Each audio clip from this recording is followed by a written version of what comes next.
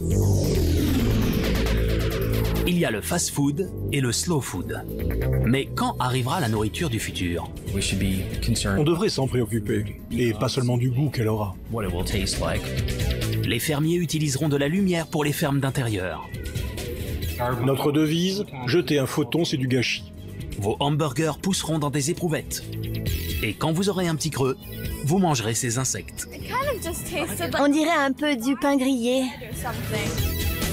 Qu'apportera le futur sur nos tables à manger?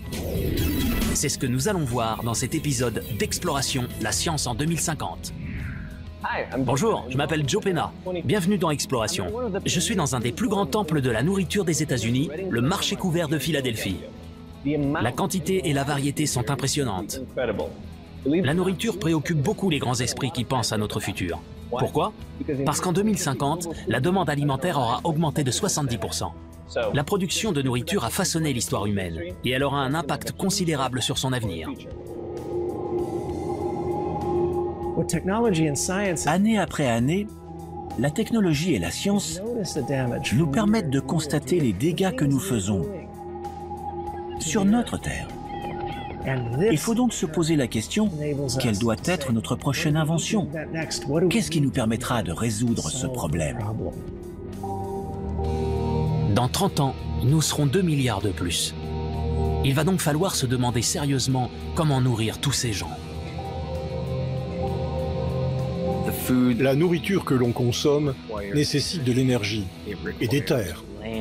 Donc elle peut avoir un impact sur l'environnement. Les terres cultivables viennent à manquer. Le réchauffement de la planète et l'explosion démographique commencent à produire leurs effets. La population mondiale a besoin de plus de nourriture qu'il n'en existe sur Terre.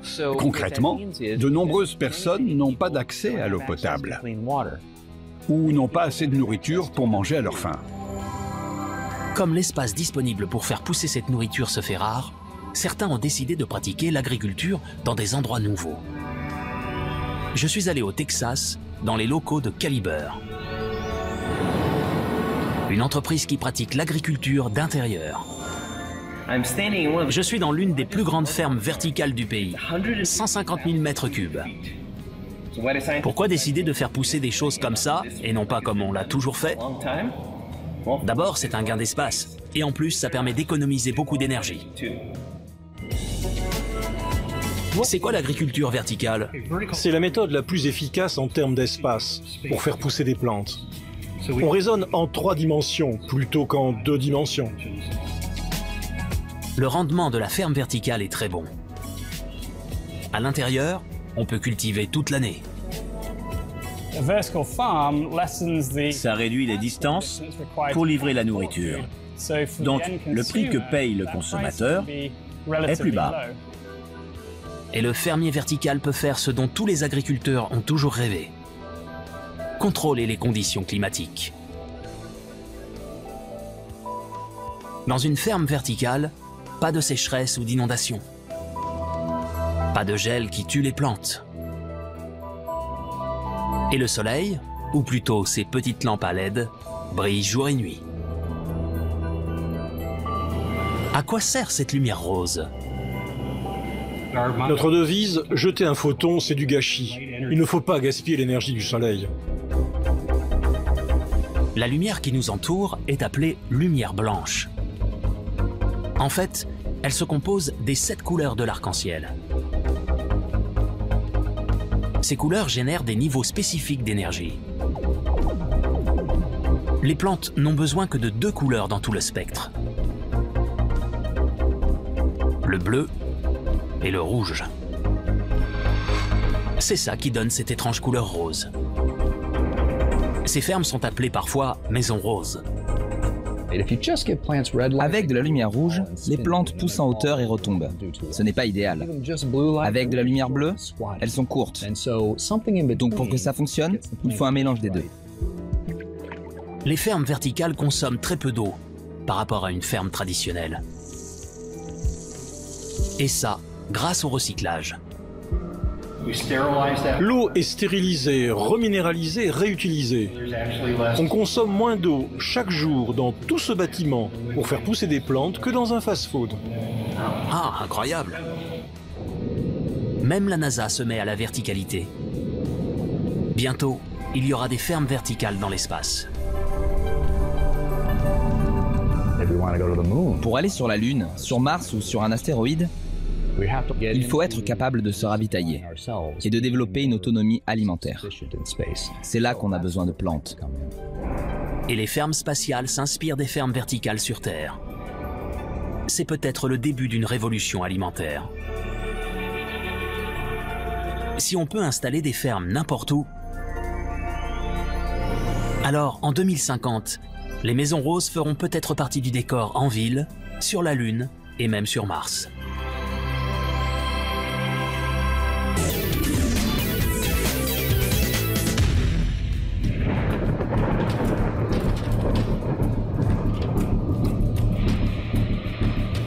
Mère Nature possède une puissance de dévastation inégalée.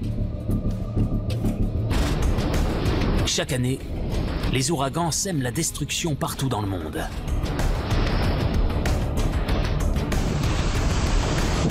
Et les tornades tuent des centaines de gens et ravagent des milliers d'hectares. Les éruptions volcaniques projettent des tonnes de cendres. Et nous, êtres humains, ne sommes pas sans reproche. Selon les experts, les voitures et les usines sont responsables du réchauffement climatique. Tous ces éléments font de la planète Terre un endroit dangereux.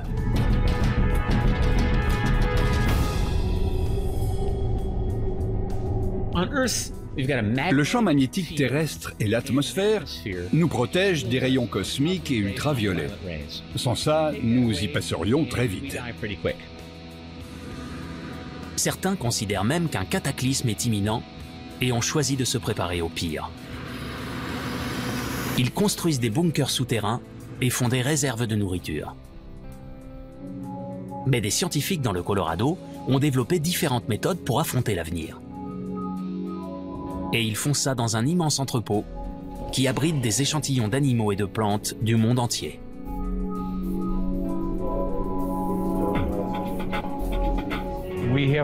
Nous avons une immense collection de presque 1 million de graines différentes. C'est le Centre national pour la préservation des ressources génétiques. C'est une banque génétique créée pour être la mémoire vivante des plantes et des animaux que nous consommons pour survivre.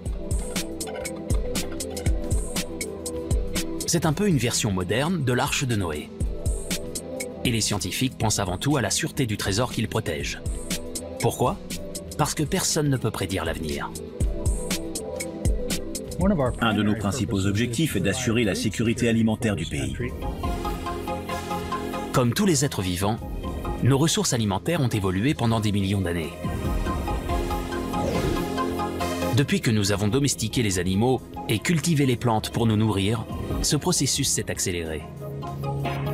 Et ces modifications génétiques racontent l'évolution de nos ressources alimentaires. Et en cas de pépin, le grand livre d'histoire de toutes ces graines pourrait nous sauver. Si on collecte ces données, c'est pour assurer notre protection. En cas de guerre, de catastrophe climatique, de maladie ou de toutes sortes d'événements qui viendraient perturber la chaîne alimentaire, la banque génétique nous aiderait à tout recommencer. La clé du succès réside dans la diversité génétique. La diversité génétique est comme un arbre généalogique. Et la banque génétique, c'est le jardin où nous faisons pousser cet arbre. Grâce à la diversité génétique, les plantes ont pu s'adapter à leur environnement. Mais ces échantillons sont vivants et susceptibles de se dégrader. Pour les conserver, le centre utilise un procédé appelé préservation cryogénique. La cryopréservation permet de conserver des cellules à très basse température, en dessous de 140 degrés. Cette température glaciale est celle qui règne sur la face sombre de la Lune. Comment fait-on pour refroidir les échantillons? en les plongeant dans de l'azote liquide. Ainsi, on interrompt toute activité cellulaire. L'azote est un gaz, mais quand il refroidit, il devient liquide. Tout ce qu'il touche gèle instantanément. Cette fleur gelée se casse comme du verre. Dans ces chambres froides, 1 million d'échantillons sont conservés vivants jusqu'à ce qu'on ait besoin d'eux. Une fois réchauffés, l'échantillon, ou plutôt les cellules, reprennent vie et redeviennent fonctionnelles. Cette entreprise est capitale. Et les gouvernements du monde entier dépensent des milliards pour sécuriser les ressources alimentaires. J'adore mon travail. Je participe à quelque chose de très important pour l'avenir. Et c'est très intéressant philosophiquement. On essaie tout simplement de prolonger la vie.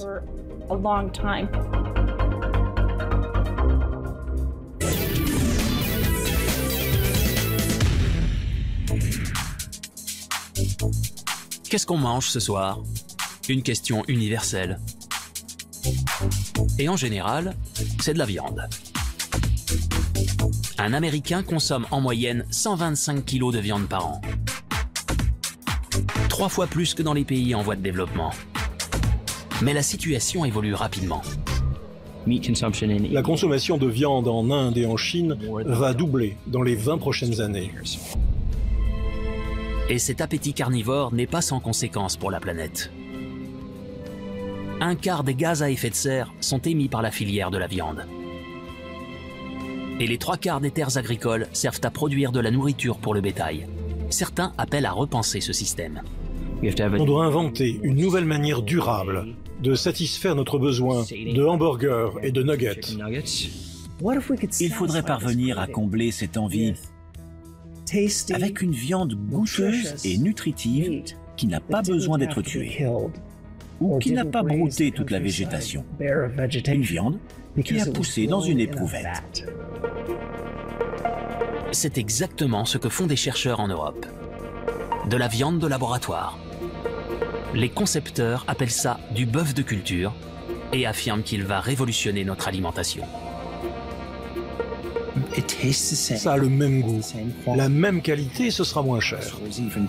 Pour moi, le choix est évident. Comment ça marche? Des échantillons de tissu sont prélevés. Puis, les cellules musculaires, placées dans une éprouvette, font ce qu'elles font le mieux. Elles se multiplient. Les chercheurs sont maintenant capables de dupliquer les protéines du bœuf pour qu'elles aient le même goût que l'original. Ce procédé est encore en développement. Pour son lancement en 2013, un seul steak avait été produit et présenté lors d'une conférence de presse internationale à Londres. Nous allons assister à une première. Un steak haché de bœuf de culture va être cuit et goûté. Josh Schonwald était l'un des 2 journalistes conviés à l'événement public. Devant leur télé, les spectateurs ont regardé le steak cuire en direct. Et la présentatrice a posé la question qui était sur toutes les lèvres. Ça ne présente aucun risque pour la santé. Bon, c'est aussi sûr que du bœuf normal. On produit des tissus identiques à ceux du bœuf. Donc c'est du bœuf. Ça ne présente pas le moindre risque. Les gens peuvent le consommer immédiatement. Je vis à Los Angeles, où on trouve des hamburgers bon marché partout. Est-ce qu'ils seront bientôt remplacés par du bœuf d'éprouvette? Probablement pas tout de suite.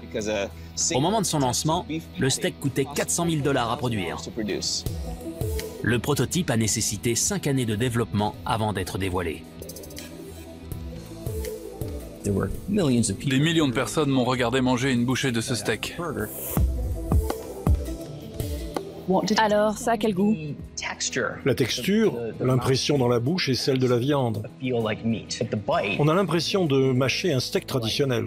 Le goût était sans plus, pas mauvais, c'était un steak très ordinaire. Si tout se passe comme prévu, le bœuf de culture sera disponible pour le grand public en 2050. Et ça ne sera peut-être pas le seul aliment qui poussera en laboratoire. Pourquoi refuser de manger ça? Si c'est bon, vous pouvez le manger sans arrière-pensée. Pas d'animal qui souffre, pas d'élevage qui ravage l'environnement. De mon point de vue, tout le monde est gagnant.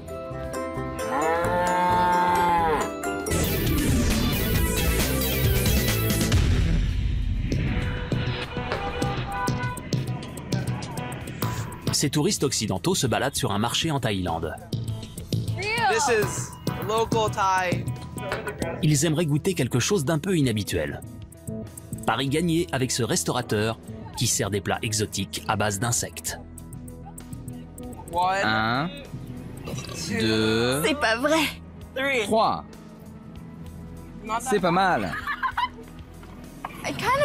Ça avait un peu le goût de pain grillé. Pour ces touristes, les insectes sont répugnants. Mais pour les autres habitants de la planète, ils sont très goûteux. Et les insectes pourraient avoir un impact majeur sur notre alimentation dans les prochaines décennies. Je pense que c'est une source de nourriture importante dans de nombreux pays du tiers-monde. 80% de la population mondiale en consomme régulièrement. Des criquets, des vers et d'autres insectes. En Afrique de l'Ouest, on fait du pain à partir de poussière de termites. Au Venezuela, des insectes frits. Au Mexique, les gens raffolent des tacos à la sauterelle. Au Texas, j'ai rencontré les pionniers de l'industrie des insectes comestibles, World Entomophagie.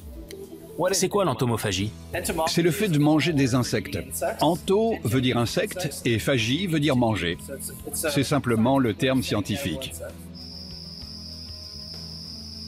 Les partisans de cette curieuse coutume alimentaire sont convaincus que tout le monde mangera des bestioles en 2050. Pourquoi des criquets plutôt que du bœuf, du porc ou du poulet? Élever des vaches, des cochons ou des poules demande beaucoup de ressources. Nourriture, eau, espace, et ils font beaucoup de déchets. Les criquets n'en font pas. Il existe même des fermes à insectes, comme des fermes classiques. Celle-ci, en Louisiane, pratique l'élevage d'insectes depuis 50 ans. Je pense que l'idée fait son chemin aux États-Unis. Les restaurants nous passent de plus en plus de commandes, surtout sur la côte ouest. C'est toujours perçu comme une fantaisie. Mais le marché potentiel est énorme.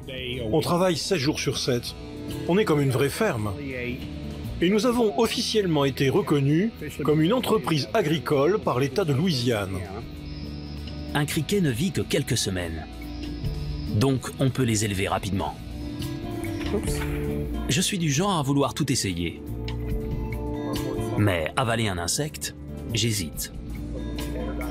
Mes nouveaux amis m'ont donc cuisiné leur recette préférée. Qu'est-ce que c'est? Un petit sauté de criquet. Une recette très simple que chacun peut faire chez soi. C'est la manière la plus simple de les cuisiner pour un débutant. Pour l'instant, je préfère laisser les experts cuisiner à ma place. Quelques oignons pour commencer, et ensuite une portion de criquet. D'un point de vue nutritif, c'est équivalent à une portion de bœuf? Il y a plus de protéines et moins de graisse. On peut cuisiner ce plat en moins de 5 minutes. Ça ne me laisse pas beaucoup de temps pour me préparer. Voici le moment de vérité. Bon alors, tu goûtes? C'est parti. Après toi. D'accord. Je vais en prendre 4 ou 5.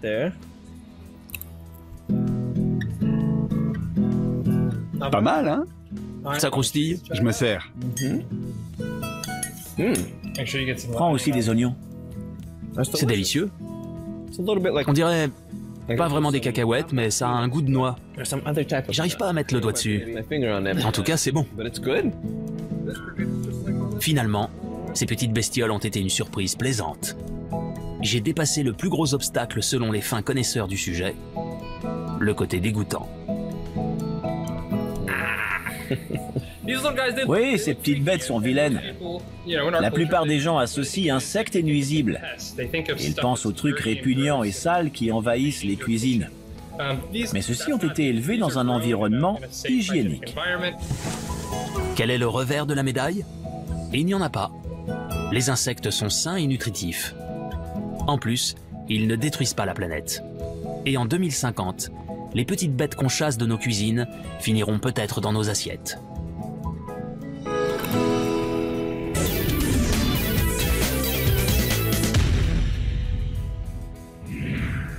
Voilà, la viande du futur arrive. Même les détracteurs du bœuf d'éprouvette le reconnaissent. Avec l'explosion de la population, il faudra trouver une solution pour consommer des protéines. Il y a une chose dont nous sommes sûrs. Nous savons que la Terre n'aura pas les ressources pour répondre à la croissance de la démographie. C'est une certitude. Est-ce que dans 20 ou 30 ans, on mangera tous des criquets? Je suis peut-être optimiste, mais je pense que la plupart des gens mangeront des insectes sous une forme ou une autre. L'entomophagie va connaître le succès plus vite que vous ne le pensez. Et d'ailleurs, elle est déjà très répandue. Donc préparez-vous. C'est tout pour cet épisode d'Exploration. À la prochaine fois.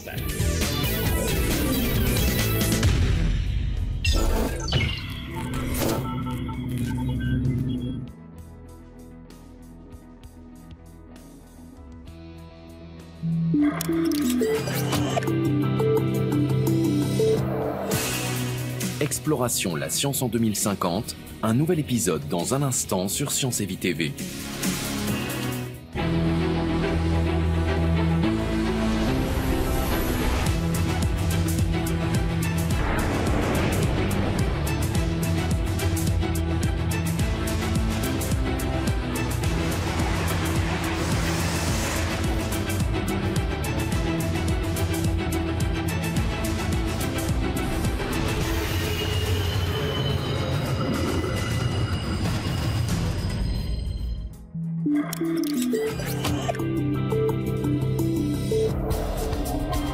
Les scientifiques le disent et le répètent. La Terre se réchauffe à une vitesse jamais vue dans sa longue histoire.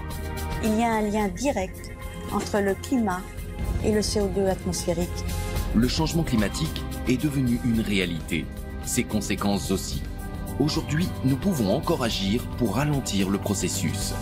C'est ma petite rue, avec les maisons à énergie positive, comme on les appelle. Et on a nos petits jardins et les cabanes pour les vélos, parce que bien sûr, tout le monde ici a son vélo.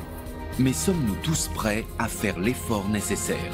Il y a de nombreux lobbyistes qui travaillent pour l'industrie des énergies existantes et qui ont un intérêt financier à ce que les énergies renouvelables ne s'implantent pas. Changement climatique. Demain, à partir de 20h45 sur Science et Vie TV.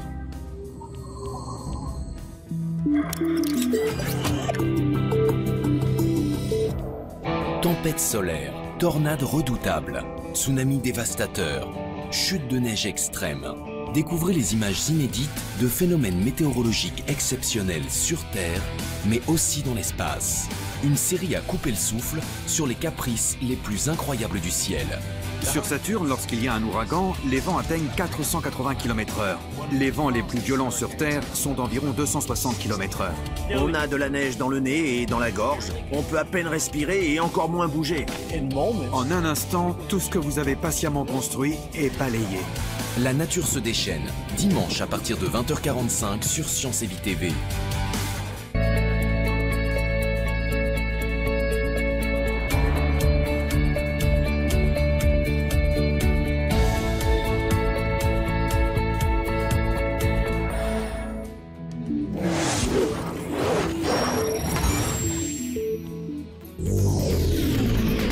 Bienvenue dans le futur, quand les technologies auront changé le monde. Peut-être que nous deviendrons nous-mêmes des cyborgs. Celui-ci a été conçu pour ressembler à un homme, mais agir comme un tank. On veut inventer un super-héros. Ces pompiers sont dotés de super-pouvoirs avec des yeux et des oreilles high-tech. Tout va beaucoup plus vite aujourd'hui. L'homme et la machine, l'alliance ultime. C'est le thème de cet épisode d'Exploration, la science en 2050.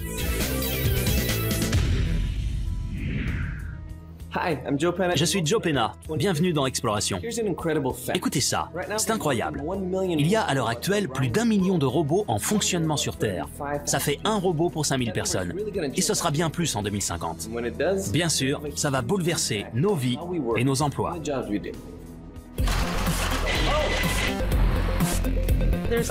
Il y a plein de robots en développement. Des robots insectes, des androïdes, des robots qui ressemblent à des animaux, des robots industriels qui ressemblent juste à une machine. Bien sûr, ces robots vont nous aider. Mais depuis longtemps, certains s'alarment de l'adoption trop hâtive des nouvelles technologies. L'idée de personnes artificielles existe depuis très longtemps. Les soldats en terre cuite dans la tombe du premier empereur à Xi'an, en Chine, ou l'histoire du golem qui sauve les gens du ghetto à Prague. Il s'agissait de personnes artificielles.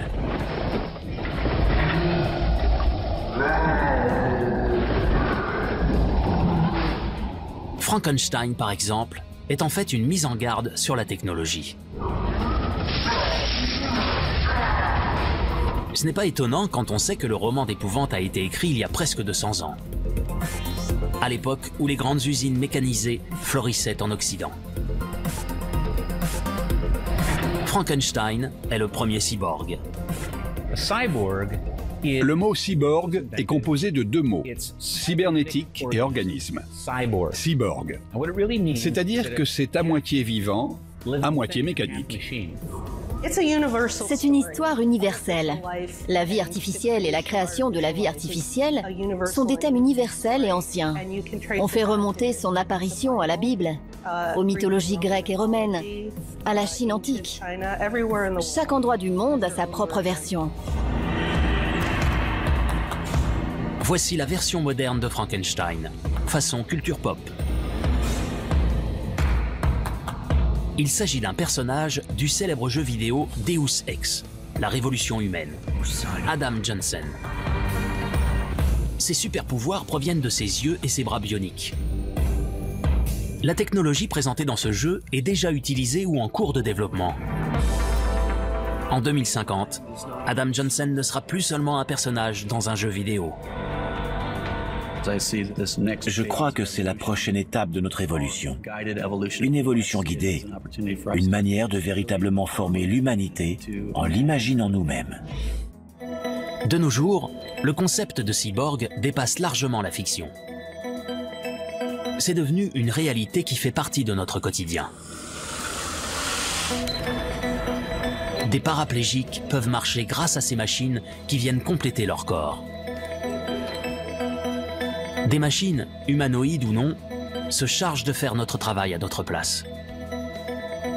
Nous sommes même capables d'utiliser les ondes cérébrales pour déplacer des objets. La technologie évolue et par conséquent, nous évoluons aussi. Peut-être sommes-nous en train de nous transformer en cyborgs. Les humains et la technologie ont un destin lié depuis les premiers silex. Aujourd'hui, ils se sont transformés en smartphones et en lunettes connectées. Tout change tellement vite que même les experts sont incapables de dire quelle sera la prochaine révolution technologique. Une chose est sûre, il n'y en aura pas une, mais une infinité. Pour l'heure, impossible de prédire quoi que ce soit. C'est à la fois excitant et un peu inquiétant. Nous sommes des explorateurs par nature. Nous avons l'instinct de parcourir le monde qui nous entoure pour découvrir des choses et faire de nouvelles expériences. Est-ce que la manière dont la technologie pourrait être utilisée m'inquiète? Bien sûr, comme tout le monde. Mais il faut aussi se dire que nous sommes des survivants. Et les machines nous aident à survivre, mais aussi à nous développer.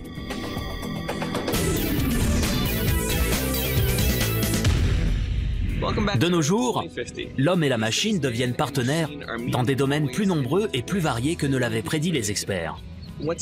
Et surtout bien plus vite qu'on l'aurait imaginé.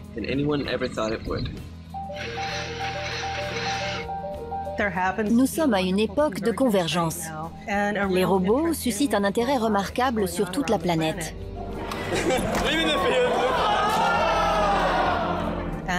Et dans certaines régions, des chercheurs font tout pour introduire des robots dans notre vie quotidienne le plus vite possible.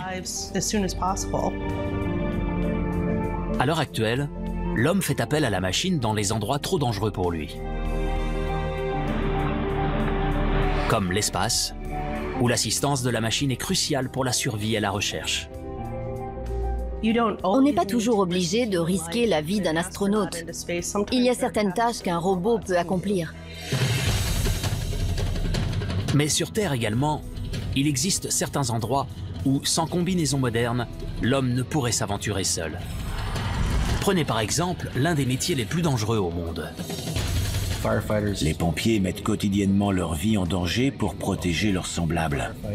Il fait noir, il y a du bruit, c'est terrifiant. En plus, ils sont dans des combinaisons monstrueuses, inifugées. C'est comme s'ils se déplaçaient dans l'espace. Comme des astronautes qui font une sortie spatiale, les pompiers sont privés d'oxygène, mais aussi de la plupart de leurs sens. La fumée dense les empêche de voir. Les combinaisons anti-feu les empêchent de toucher et diminuent leur capacité auditive. Tout ça ne fait que renforcer la difficulté d'une mission déjà très risquée. Avant, ils devaient chercher à la main, creuser dans les décombres pour retrouver quelqu'un dans le noir. Ils hurlaient pour se retrouver et dans ce chaos, certains ont trouvé la mort. Une start-up de Chicago a inventé un produit qui pourrait sauver des vies. Le masque de pompier du futur. Digne d'un cyborg, cette alliance entre l'homme et la machine se base sur le concept de réalité augmentée. La réalité augmentée fait exactement ce qu'elle propose. Elle augmente la réalité. Elle nous fournit plus d'informations sur le monde qui nous entoure. Depuis 15 ans, des gens travaillent sur cette technologie et on peut aujourd'hui en récolter les fruits. Ceci est une simulation de ce que voit un pompier qui entre dans un bâtiment en feu en portant ce masque de réalité augmentée. Des capteurs et des caméras réunissent toutes les informations nécessaires aux pompiers. Quand vous entrez dans une pièce, vous savez tout de suite où sont les sorties et où se trouve l'incendie. Il indique également combien d'autonomie il reste dans le réservoir à oxygène ou encore la température de la pièce dans laquelle il doit aller. Mais le plus important, ce sont les gants. C'est la montre connectée la plus cool au monde. Le gant est une mine d'informations. Grâce à lui, le pompier sait où se trouvent ses collègues. En appuyant sur un bouton, il peut se brancher sur leur caméra et voir ce qu'il voit. En appuyant sur un autre, il peut voir si ses capteurs ont détecté des substances toxiques dans la pièce. Et d'un geste de la main, il peut activer les caméras thermiques de son masque. Et là, il peut voir l'environnement en vision thermique, en plus d'une caméra normale. L'image thermique lui permet de voir les sources de chaleur. Grâce à la vision thermique, il indique où se cachent des ennemis potentiels, mais aussi des victimes potentielles. Le masque peut repérer un corps humain qui se cache sous un lit, ou sous des décombres et des gravats. Les appareils bénéficiant de la réalité augmentée seront bientôt utilisés par les médecins, les cuisiniers, les mécaniciens et même les étudiants. Cette technologie miraculeuse fera rapidement partie de notre quotidien. Certains chercheurs tentent de créer des robots qui pensent comme des êtres humains. Mais d'autres ont choisi de répartir les tâches entre les hommes et les machines. Les hommes pensent, les robots font. Lui, c'est Chimp. On dirait vaguement un homme, mais c'est surtout une machine prodigieuse. On veut carrément inventer un super-héros. On a essayé de créer une machine qui peut faire ce qu'un homme peut faire. Mais nous, on veut qu'elle les fasse mieux. Chimp est 4 fois plus fort que l'homme le plus fort du monde. Il pèse près de 200 kilos. Son corps est constitué d'un alliage d'aluminium, léger mais très résistant, similaire à celui qui est utilisé pour les avions. Chimp est pratiquement indestructible. Comme les super-héros, il ne va que dans des endroits dangereux. Je suis très impatiente de voir les robots à l'œuvre dans le futur. Je pense qu'ils vont pouvoir nous suppléer pour de nombreuses tâches qui sont trop dangereuses ou stressantes pour nous. C'est parfait en cas de désastre nucléaire parce qu'il est très difficile d'envoyer des humains pour ce genre de mission. Même si c'est un humanoïde, Chimp possède des caractéristiques que nous n'aurons jamais. Par exemple, ses chenilles de tank qui lui permettent d'aller n'importe où, peut-être même sur d'autres planètes. Il peut se transformer en véhicule et rouler sur des terrains accidentés. Donc, si le terrain devient impraticable pour marcher, Chimp continue son chemin comme un tank. Chimp n'est pas le seul robot capable de s'aventurer en terrain hostile. Mais il possède un avantage. Il est conçu pour effectuer des tâches humaines. Avec les capteurs placés sur sa tête, il peut voir plus de choses plus précisément. Il a plus d'yeux que nous. Il possède 6 caméras. 1, 2, 3, 4, 5 et une 6e à l'arrière. Ah, je vois. Elles lui permettent de voir son environnement. Chimp est capable de faire des choses. Et ça, ce n'était pas vraiment le cas avant. Il est plus fort, plus doué, et il peut aller là où l'homme ne peut pas aller. Des robots de recherche, comme le robot serpent, ont été pensés pour être les yeux et les oreilles des sauveteurs. Les quadrirotors peuvent faire la même chose depuis les airs. Mais pour sauver les gens, ils ne font pas le poids. Des hommes risquent leur vie pour finir le travail. Ce n'est pas le cas de Chimp. Construit pour résister aux explosions, aux fuites de gaz, aux radiations nucléaires, il peut tout endurer. Mais ce qui le différencie avant tout, ce sont ses mains. Il peut attraper des objets et les tenir comme un être humain. Et ça fait toute la différence. Il peut ouvrir des portes, monter à l'échelle, ramasser des objets au sol, utiliser des outils, prendre une perceuse et faire un trou dans un mur, toutes sortes de choses. Ça a l'air simple, mais en réalité, c'est une révolution. Si les primates sont les meilleurs utilisateurs d'outils de la planète, c'est grâce à leur cerveau, mais également grâce à leur capacité à saisir des objets. Chimp en est capable. Et c'est un bond en avant technologique gigantesque. Il a tout d'un primate, il a de très longs bras. Il peut donc atteindre des objets plus éloignés de lui qu'un être humain. Chimp est un Superman mécanique, mais il ne peut pas penser par lui-même. Ce sont ses maîtres qui réfléchissent à sa place. Certaines machines ont l'air de robots, mais elles sont contrôlées par un opérateur à distance. Le logiciel du robot est conçu pour qu'à tout moment, un être humain soit impliqué dans la décision. Quelqu'un dit au robot ce qu'il doit faire. Qu'est-ce que l'avenir lui réserve? Sûrement beaucoup de voyages, dans les abysses et dans l'espace. Il n'a pas besoin des systèmes de survie qui sont nécessaires à l'être humain pour voyager jusqu'à Mars. Chimp ou son cousin pourraient un jour remplacer les rovers martiens. Une machine comme Chimp sera cruciale pour explorer ce type d'endroit. Quelles sont les principales différences entre un robot et un être humain? Réponse: les robots travaillent bien plus vite que les humains. Ils sont bien plus forts que les humains. Mais même s'ils peuvent faire des choses dont nous sommes absolument incapables, ils ne peuvent pas vraiment penser par eux-mêmes. En tout cas, pas encore. Les concepteurs de robots utilisent le football pour expérimenter l'intelligence artificielle. Voici la Coupe des robots, le championnat du monde des robots. C'est une compétition mondiale au cours de laquelle des équipes s'affrontent en jouant au football.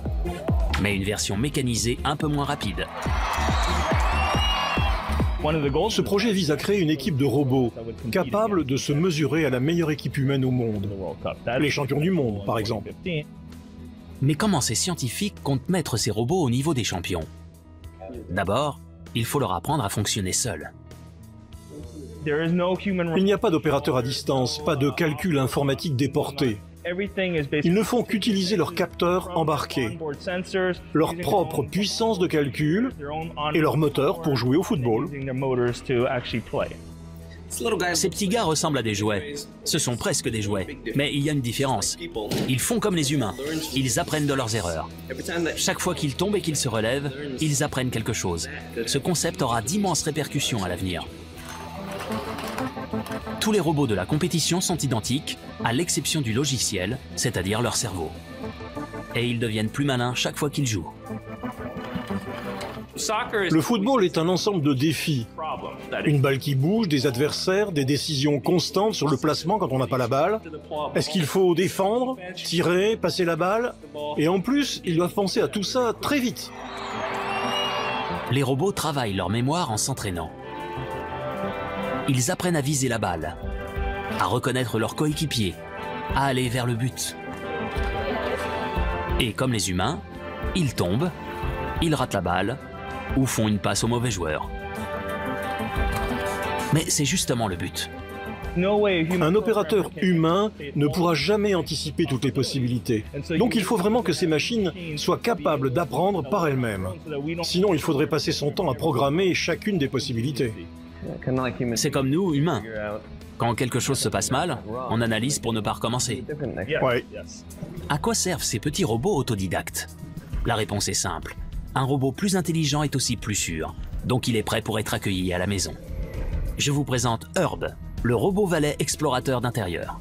Les robots valets, des objets mécaniques qui se baladent, arrivent chez vous parce qu'on sait désormais fabriquer des plateformes robotisées sûres, stables et bon marché. Ses concepteurs assurent qu'on pourra bientôt lui donner des ordres comme à un valet. La nouvelle version de Herb est un semi-humanoïde fonctionnel, capable d'interagir avec le monde de la même manière que nous.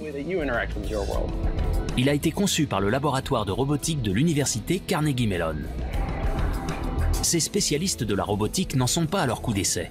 Il y a même un robot réceptionniste à l'entrée de l'université. Bonjour. Mais Herb est différent.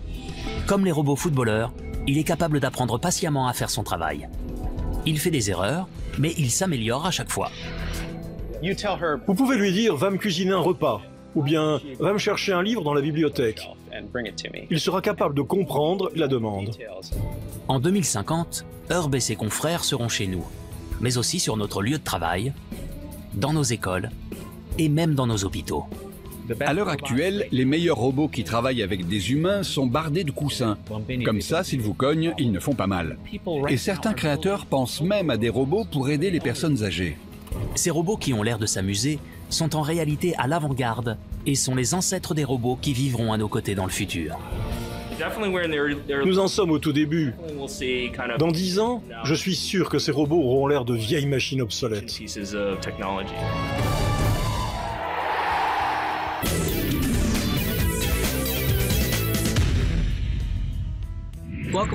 Nous avons fait beaucoup de chemin depuis l'époque où les artistes inventaient des créatures monstrueuses pour donner vie à nos craintes vis-à-vis de la technologie. Bonjour. Aujourd'hui, la technologie est omniprésente et nous considérons qu'elle va de soi. Mais c'est une erreur. Nous ne savons pas de quelle manière elle va bouleverser nos vies dans les décennies à venir. Sous bien des aspects, la technologie pourrait bien finir par nous déshumaniser. D'abord, si nous laissons les machines tout faire à notre place, on deviendra des mangeurs de lotus. La science-fiction a produit beaucoup de scénarios catastrophes et anticipé tous les écueils à éviter. La robotique en est encore à ses balbutiements et elle va probablement révolutionner le monde. Il y aura des robots parmi nous au quotidien. Ils nous assisteront et augmenteront la productivité de notre société tout en aidant les plus faibles. Peut-être en aidant les malades, par exemple. Plus nous créons de machines, plus celles-ci nous libèrent du temps pour créer de nouvelles technologies. Ce phénomène est donc voué à s'accélérer. Les cyborgs sont partout. Certaines personnes aveugles ont des rétines artificielles qui leur permettent d'avoir une vision partielle, un œil électronique.